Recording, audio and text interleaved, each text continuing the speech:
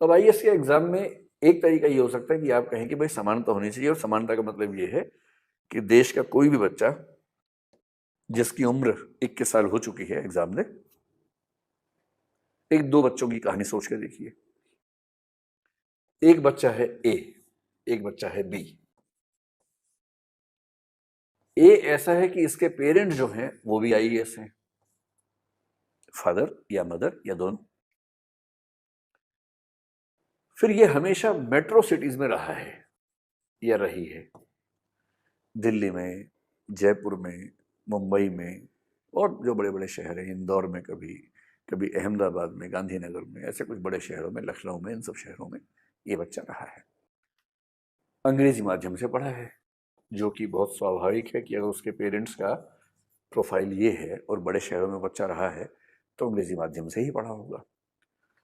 फिर उसे दुनिया भर की गाइडेंस मिली है उसके पेरेंट्स ने, और उसके अच्छे अच्छे स्कूल, इतने अच्छे स्कूल जहाँ टीचर्स की जिम्मेदारी है कि एक एक बच्चे का रिजल्ट अच्छा हो, जहाँ एक क्लास में केवल 20-25 बच्चे होते हैं, सरकारी स्कूल की तरह 60-70-80-100 बच्चे नहीं होते हैं, 20-25 बच्चे सिर्फ, और एक एक बच्चे पर ध्यान देना टीचर की जिम्मेदारी है। बार बार पेरेंट टीचर मीटिंग होती है, पेरेंट्स को इन्वॉल्व करके बताया जाता है कि बच्चा कहाँ गड़बड़ है।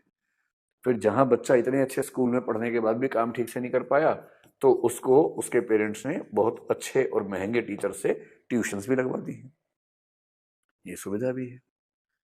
इसके अलावा कई ऐसी ऐप्स हैं जिसके कोर्सेज फ्री में उसको दिलवा रखे कि वो जब भी कोई डाउट हो किसी अच्छी सी ऐप पे कोई कोर्स देखे और उससे आगे बढ़े। फिर जब 12वीं क्लास में था तो इसको हुआ कि इंजीनियर बनना है, तो इंजीनियरिंग करने के लिए एक बहुत अच्छे कोचिंग इंस्टीट्यूट से सुविधा मिली पढ़ने की, वहाँ ये पढ़ा भी। और करते करते इस बच्चे ने लगभग 20 की उम्र होते होते ये ग्रेजुएट हो गया है, और ग्रेजुएशन के फर्स्ट ईयर से ही इसने आईएएस की तैयारी साथ में शुरू कर दी थी, और 21 साल का होते ही ये आईएएस का एग्जाम देने वाला है, क्योंकि इसको ये भी पता है कि आईएएस बनने का असली मजा कम उम्र में है, ताकि प्रमोशन का स्कोप बहुत अच्छा रहे और ये सेक्रेटरी और कैबिनेट सेक्रेटरी के रैंक तक जा सके, ये इसका मन करता है। खूब इसके पास अच्छी गाइडेंस रही है। एक ये बच्चा है। अब इसके सामने दूसरे बच्चे का प्रोफाइल देख लीजिए। बी बच्चा है, एक छोटे से गांव में इसका जन्म हुआ है। इसके जो दोनों पेरेंट्स हैं वो इलिटरेट हैं, अनपढ़ हैं।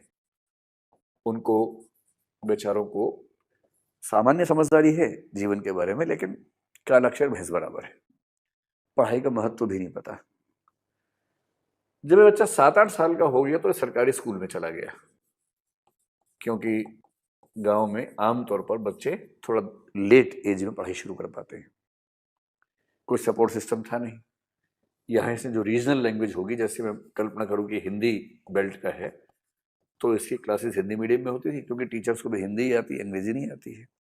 और अंग्रेजी आएगी तो भी ऐसा माहौल तो नहीं है कि सारे बच्चे अंग्रेजी बोल रहे हैं, तो ये बच्चा भी सीख ही लेगा। टीचर बहुत पीटते भी हैं, पढ़ाने में बहुत रुचि नहीं है, सरकारी स्कूल में है तो कुछ कुछ छोड़ दें, आमतौर पर रुचि नहीं है। बच्चा स्कूल में कुछ ना समझ पाए तो उसके पास कोई अलग से गाइडेंस नहीं है। वो चाहे कि मैं ट्यूशन पढ़ लूँ तो उसके पेरेंट्स के पास इतने पैसे भी नहीं, और वहाँ पर कोई ऐसा अच्छा टीचर भी नहीं है कि उससे ट्यूशन पढ़ने को उसको बहुत फायदा हो। कोई ट्यूशन नहीं, कुछ नहीं।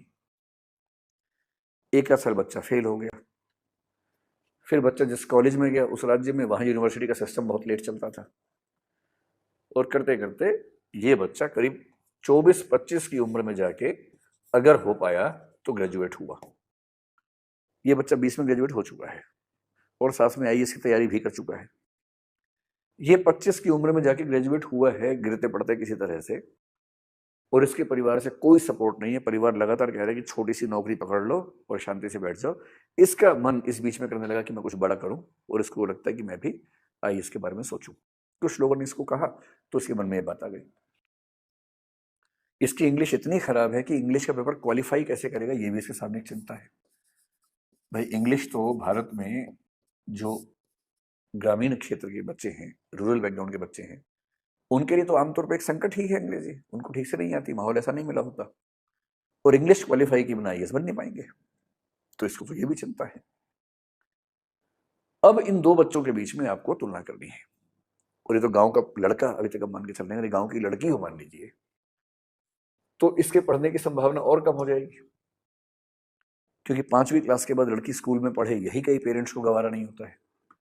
फिर अगर स्कूल, हाई स्कूल या कॉलेज गांव से दूर है तो वहां तक उसको भेजना, वो रहेगी कहाँ? लड़की हॉस्टल में रहे ये तो और असंभव बात है। इसके लिए उसको अपने घर में क्रांति करनी पड़ेगी पहले, तब जाके बाहर जा पाएगी।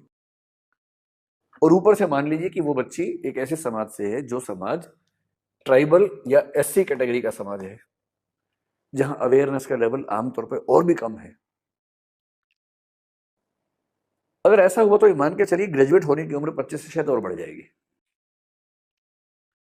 अब आपको ये बताना है कि इन दोनों बच्चों को आपने आईएएस के एग्जाम में एक साथ बिठा दिया और आपने कहा कि देखो भाई, समानता है, हमारे संविधान में लिखा हुआ है, आर्टिकल 14 में लिखा हुआ है, तो आप दोनों आईएएस का एग्जाम दो, एक ही पेपर आएगा, इक्वल कंपटीशन है, पूरी बराबरी है, भेदभाव तो हमारा संविधान करता ही नहीं है।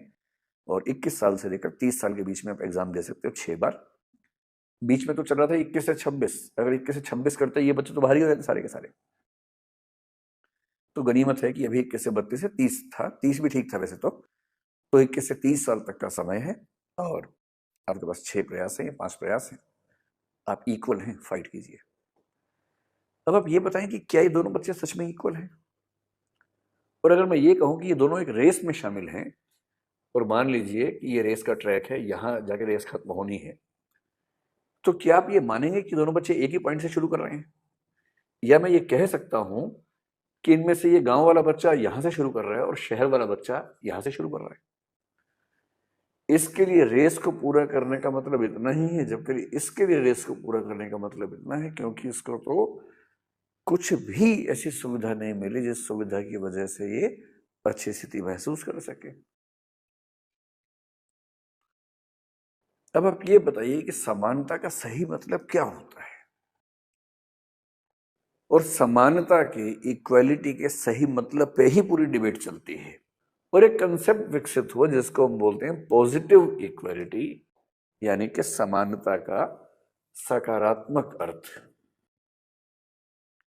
सकारात्मक अर्थ ये कहता है कि समानता का मतलब केवल रूल्स बराबर होना नहीं है, बल्कि जो वंचित वर्ग के लोग हैं, जो पिछड़े हुए लोग हैं, उनकी और मंजिल की, अवसर की दूरी उतनी ही रह जाए जितनी दूरी एक सामान्य वर्ग के व्यक्ति की है। यह भी समानता है। और समानता का मतलब यह हुआ कि जो वंचित वर्ग हैं, डिप्राइव्ड क्लासेस हैं, उन क्लासेस के पक्ष में थोड़ा सा कुछ कदम उठाना, थोड़ा सा फ्लेक्सिबल होना, थोड़ा सा रूल्स को चेंज करना, उनको बचाने का प्रयास करना। जैसे अगर एक बच्चा कमजोर है तो उस बच्चे को कुछ समय तक दूसरे बच्चे की तुलना में ज्यादा दूध देना ताकि उसको सही पोषण मिल सके। यदि एक व्यक्ति की हाइट बहुत कम है, दूसरे व्यक्ति की हाइट बहुत ज्यादा है, तो उनमें बराबरी लाने के लिए खेल के नियम में थोड़ा सा चेंज कर देना। जैसे तुम्हारी हाइट और बास्केट की हाइट में जितना अंतर है उतना ही अंतर इस बच्चे की हाइट और इसकी बास्केट की हाइट में होना चाहिए। जैसे हम घर में करते हैं क्रिकेट खेलते हुए कि अगर छोटा बच्चा खेल रहा है हमारे साथ और साथ में बड़े लोग खेल रहे हैं, तो हम छोटे बच्चों को क्या बोलते हैं कि तुम्हारी 2 बारियां हैं, हमारी एक बारी है। क्यों करते हैं? हम जानते हैं कि उस कंपटीशन में वो टिक नहीं पाएगा, वो जल्दी आउट हो जाएगा, हम लोग जल्दी आउट नहीं होंगे। तो अगर वो जल्दी आउट हो गया तो उसका उत्साह खत्म हो जाएगा, उसका मोटिवेशन खत्म हो जाएगा, उसका खेलने का मन नहीं करेगा। उसके बाद उसका उत्साह बढ़ाने के लिए हम क्या बोलते हैं, तुम्हारी 2 बारियां हैं। फिर हम ये भी कहते हैं कि हमारे लिए बाउंड्री लाइन वो है, उसके पार छक्का होगा, लेकिन तुम्हारे लिए बाउंड्री लाइन ये है, तुमने इसको पार कर दिया तो छक्का मार लेंगे। जब घर की दुनिया में छोटे छोटे लेवल पर हम ऐसे रूल्स फ्लेक्सिबल बनाते हैं, तो बड़े स्तर पे क्यों नहीं? क्योंकि परिवार के स्तर पर हम उन सब बातों को समझते हैं जो समाज का स्तर आते ही भूल जाते हैं। और हेगल ने यही कहा था कि जो फीलिंग परिवार को लेके आती है, अगर वो समाज को लेके आने लग जाए तो समस्या खत्म हो जाए। पर होता क्या है कि जब तक हम परिवार में हैं तो हम चाहते हैं कि हम त्याग करें, और जब हम समाज में उतरते हैं तो हम चाहते हैं कि ज्यादा से ज्यादा संसाधनों को लूट लें अपने पक्ष में, बाकी लोगों को ना मिले। और इसीलिए हीगल ने कहा कि जो परिवार है उसमें जो अल्ट्रुइज्म है, इंडिविजुअलिस्टिक या पार्टिकुलरिस्टिक अल्ट्रुइज्म है, कुछ विशेष व्यक्तियों के प्रति त्याग की भावना है। और सिविल सोसाइटी में, समाज में जो यूनिवर्सलिस्टिक इगोइज्म है, जो सबके प्रति हमारा अहंकार का भाव है, ईगो का भाव है, स्वार्थ का भाव है, ये दोनों इतने विरोधी हैं कि हम परिवार के सिद्धांतों से समाज को चला ही नहीं पाते। और उसी को ठीक करने के लिए हीगल कहता है कि राज्य का विकास हुआ, स्टेट डेवलप हुआ, जिसको उसने कहा कि उसमें यूनिवर्सलिस्टिक अल्ट्रुइज्म का काम करता है सिद्धांत, यानी सामान्योन्मुखी परार्थवाद कहते हैं, कि जिसमें सिस्टम तय करता है कि प्रत्येक व्यक्ति कम से कम इतना परोपकारी हो जाए जितना समाज को चलाने के लिए होना आवश्यक होता है। इसलिए जब हम कहते हैं कि समानता क्या है, समानता का ज्यादा अच्छा कंसेप्ट माना जाता है पॉजिटिव इक्वालिटी।